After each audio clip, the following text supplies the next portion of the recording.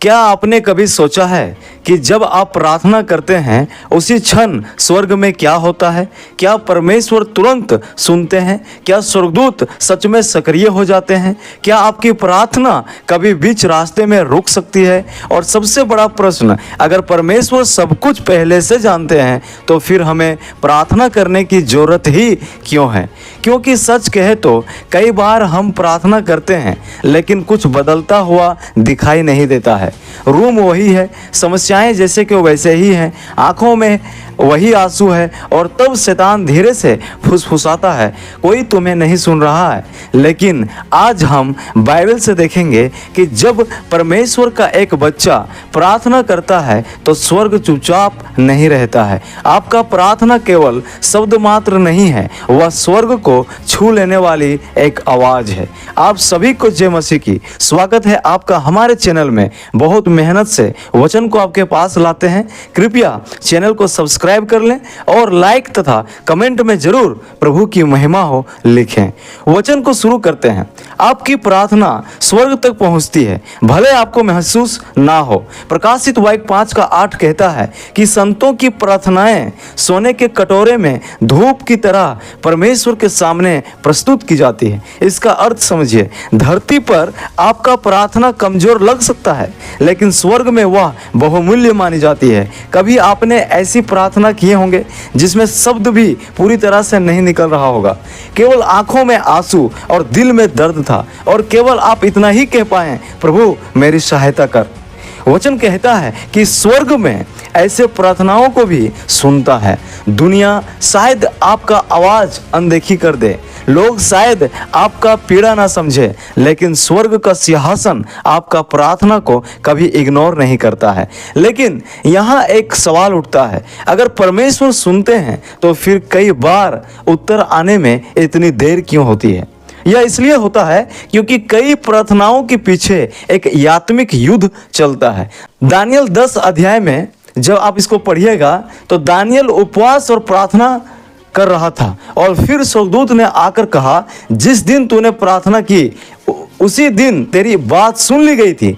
अब ध्यान दीजिए, उत्तर पहले दिन ही भेज दिया गया था, लेकिन फिर भी उत्तर पहुंचने में 21 दिन का समय लगा। क्यों?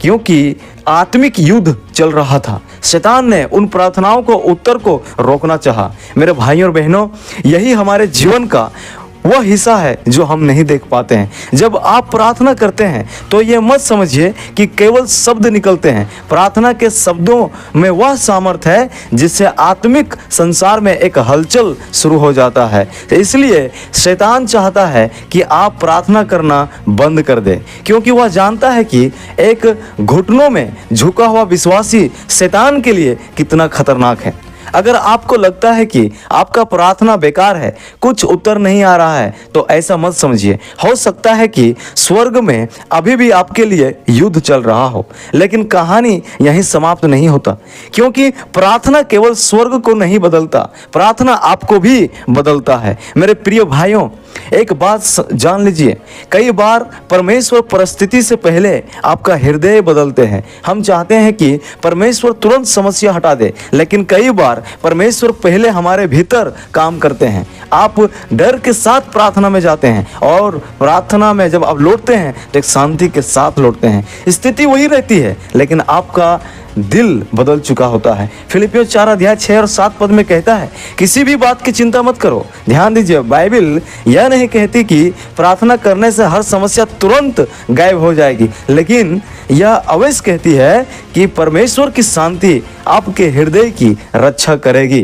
कभी कभी सबसे बड़ा चमत्कार बीमारी का हटना नहीं होता है, बल्कि दर्द के बीच आपका स्थिर रहना होता है। यही कारण है कि कई लोग आग के बीच भी टूटते नहीं, क्योंकि प्रार्थना उन्हें परमेश्वर की उपस्थिति से भर देता है। लेकिन यहाँ एक और गहरा प्रश्न है, अगर प्रार्थना इतनी शक्तिशाली है तो फिर क्यों कई बार परमेश्वर हमें उत्तर नहीं करके देते हैं?